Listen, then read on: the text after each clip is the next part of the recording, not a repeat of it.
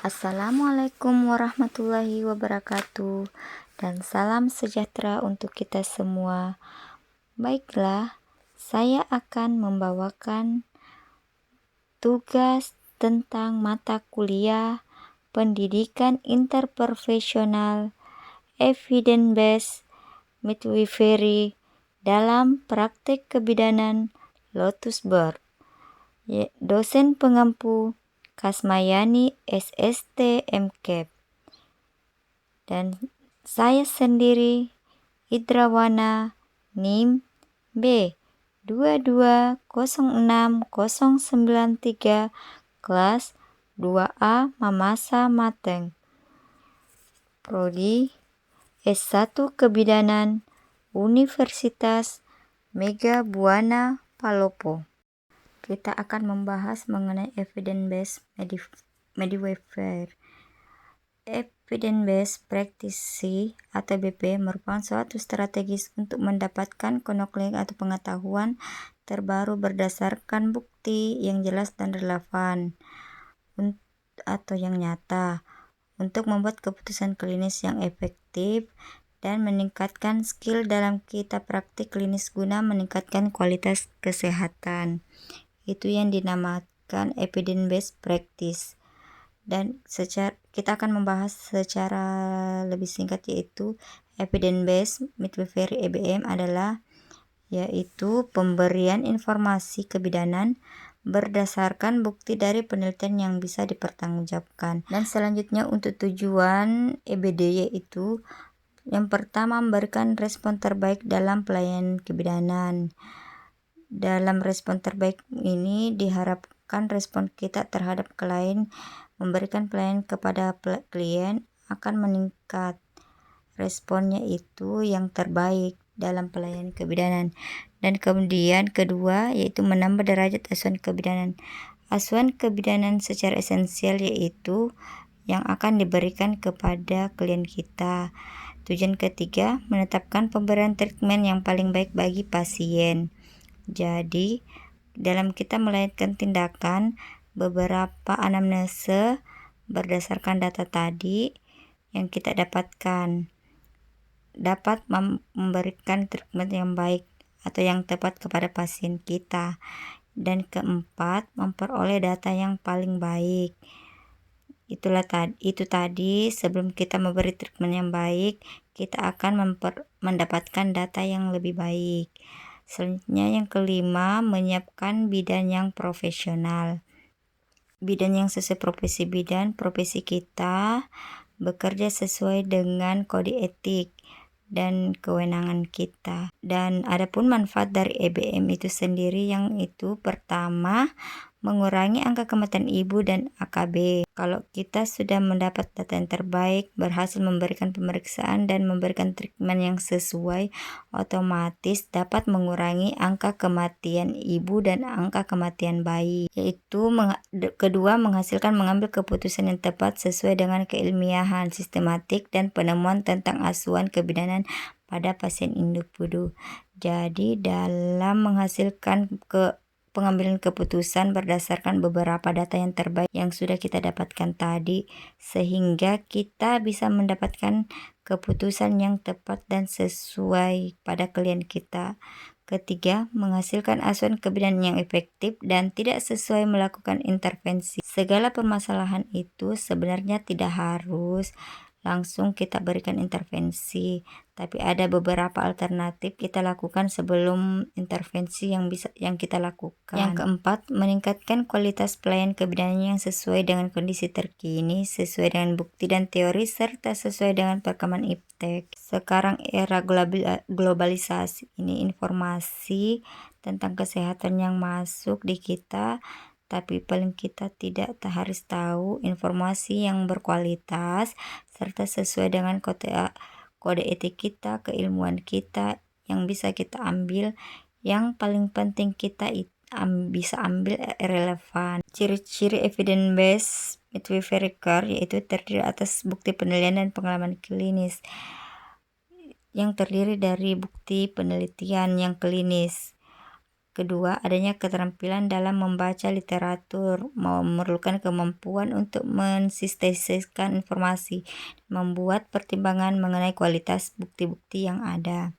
Jadi beberapa hal keterampilan tersebut kita relevan sesuai dengan literatur, ada yang konsepnya sesuai dengan tindakan. Yang ketiga, cara penggunaan informasi yang efektif. Jadi penggunaan informasi yang lebih efektif yang diberikan kepada klien. Adanya kemampuan evaluasi secara mandiri, informasi yang digunakan dan menguji validitas dalam konteks praktis kebidanan. Jadi seperti saya sampaikan tadi bahwa bukti penelitian klinis tersebut sudah relevan sehingga informasi yang diberikan itu salah satunya bisa dilakukannya evaluasi pelayanan kebidanan yang diberikan. Keempat, pertimbangan klinis berbasis bukti berdasarkan pada gagasan tentang perilaku dan peran profesional berdasarkan sistem nilai. Hal pokok dalam pengambilan keputusan yaitu 1. Ada intuisi. Intuisi ini berdasarkan perasaan, lebih subjektif dan berpengaruh. Kemudian kedua, pengalaman. Pengalaman mewarnai pengetahuan praktis yang seringnya terpapar suatu kasus. Ketiga, fakta. Keputusan berdasarkan fakta, keputusan tersebut lebih baik. Keempat, wewenang, lebih bersifat identitas. Kelima, rasional. Keputusan yang bersifat objektif, transparan, dan konsisten. Bentuk pengambilan keputusan. 1. Strategi. Dipengaruhi oleh kebijakan organisasi atau pemimpin dalam hal rencana masa depan. 2. Ada cara kerja yang dipengaruhi pelayanan kebidanan klinik dan komunitas. Ketiga, individu dan profesi. Dilakukan oleh bidan yang mempengaruhi oleh standar praktek kebidanan. Ada faktor yang mempengaruhi pengambilan keputusan. 1. Faktor fisik. Tidak berdasarkan apa yang dirasakan, rasa sakit, ketidaknyamanan. 2. Faktor emosional, berdasarkan pada perasaan atau sikap. Ketiga, faktor rasional, berdasarkan pada pengetahuan. Keempat, praktik, berdasarkan pada keterampilan individual dalam melakukan tindakan. 4. Interpersonal, berdasarkan pada pengaruh jaringan sosial yang ada. Keenam, struktural, berdasarkan pada lingkup sosial, ekonomi, dan politik. Langkah-langkah dalam pengambilan keputusan klinis yaitu penilaian. Kedua, diagnosis. Setelah memutuskan diagnosa, maka tenaga kesehatan akan memilih perencanaan pengobatan atau asuhan. Dalam perencanaan ini bisa ditemukan beberapa pilihan resiko atau yang lainnya. Keempat, intervensi. Terakhir, evaluasi. Dalam langkah evaluasi mengambil keputusan klinis, rencana tindakan atau pengobatan diagnosisnya harus dievaluasi untuk mengetahui apakah sudah efektif atau tidak.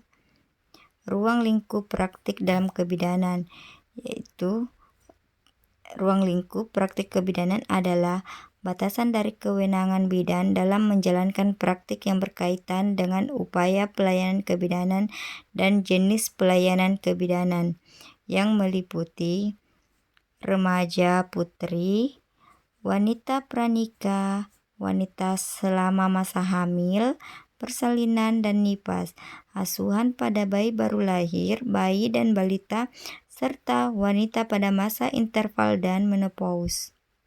Pada ilmu kebidanan saat ini telah ditemukan metode baru pada pelayanan kebidanan, yaitu pada asuhan, ibu bersalin dan juga bayi baru lahir. Metode itu disebut dengan lotus birth. Apa sih lotus birth itu? Lotus birth atau tidak memotongnya tali pusat adalah metode meninggalkan pengkleman dan lahir secara utuh sehingga mengakibatkan pengkleman secara alami yang terjadi pada 10-20 menit pasca bersalin. Tali pusat dibiarkan mengering dan pada akhirnya terlepas dengan sendirinya. Biasanya memerlukan waktu 3-10 hari pasca bersalin. Lotus birth ini biasanya tidak dilakukan di rumah sakit, namun pada umumnya dilakukan di klinik ataupun rumah bersalin. Kenapa sih harus di klinik dan rumah bersalin? Biasanya klinik dan rumah bersalin akan meningkatkan waktu lebih lama untuk melakukan bonding attachment. Hal ini bermanfaat bagi ibu dan juga bayi baru lahir. Apa sih manfaat dari lotus birth? Manfaat lotus birth ada 5. Yang pertama, tali pusat dibiarkan berdenyut sehingga memperpanjang waktu aliran darah dari ibu ke janin. Yang kedua, oksigen vital yang melalui tali pusat akan sampai ke bayi sebelum bayi benar-benar mulai bisa menangis sendiri. Yang ketiga, lotus birth dapat mempercepat tangisan bayi segera setelah bayi lahir. Yang keempat, bayi dan ibu akan bersama dalam waktu yang lama sehingga memperpanjang waktu untuk bonding attachment. Yang ketiga, menurut dokter Sarah, bayi akan mendapatkan tambahan 50-100 ml darah dari ibu yang disebut dengan transfusi darah. Nah, transfusi darah ini mengandung zat besi, kemudian sel darah merah, kemudian kepingan darah, dan juga bahan gizi lainnya yang bermanfaat bagi bayi setelah 1 tahun ke depan. Pada lotus birth ini memiliki 3 kerugian loh, yaitu selain dapat terjadinya infeksi, yang pertama, tidak bisa diterapkan pada semua setting pelayanan karena terbatas oleh keyakinan, budaya, dan kebijakan serta bukti ilmiah. Kedua, membutuhkan fasilitas kesehatan yang memadai dan serta sumber daya manusia yang kompeten. Ketiga, berhati-hati dalam merawat bayi, tali pusat, dan plasenta karena agar tidak terinfeksi, tidak berbau, tidak putus karena tindakan yang tidak disengaja. Lalu, bagaimana ya langkah-langkah dalam pelaksanaan lotus birth? Langkah-langkah dalam pelaksanaan lotus birth diantaranya: 1. Bila bayi lahir, biarkan tali pusat tetap utuh. Jika tali pusat berada di area leher bayi, cukup angkat tali pusat tersebut. 2. Tunggu plasenta lahir secara alamiah. 3. Ketika plasenta lahir, tempatkan plasenta pada mangkuk di sebelah ibu. 4. Tunggu transfusi darah melalui tali pusat ke bayi sebelum menangani plasenta. 5. Hati-hati dalam mencuci plasenta dengan menggunakan air hangat dan tepuk-tepuk sampai kering. 6. Tempatkan plasenta di tempat yang kering. 7. Letakkan plasenta pada bahan yang menyerap seperti popok dan kain. Letakkan plasenta ke dalam tas plasenta. Permukaan plasenta akan berubah setiap hari. Bahkan bisa lebih cepat jika terjadinya rembesan. Alternatif lain dalam pengeringan plasenta dengan menggunakan garam dan ditaburkan ke dalam bagian plasenta. 8. Gendong bayi dan disusui dengan sesuai kebutuhan bayi. 9. Bayi diberi pakaian yang longgar agar tidak mengganggu gerakan bayi karena tali pusat masih menempel. 10. Bayi dimandikan seperti biasa, bahkan biarkan tali pusat tetap bersamanya. 11. Batasi pergerakan bayi karena tali pusat masih belum puput. Mungkin itu saja yang bisa saya sampaikan mengenai hal evidence-based midwifery dalam pengetahuan kebidanan dengan contoh lotus birth.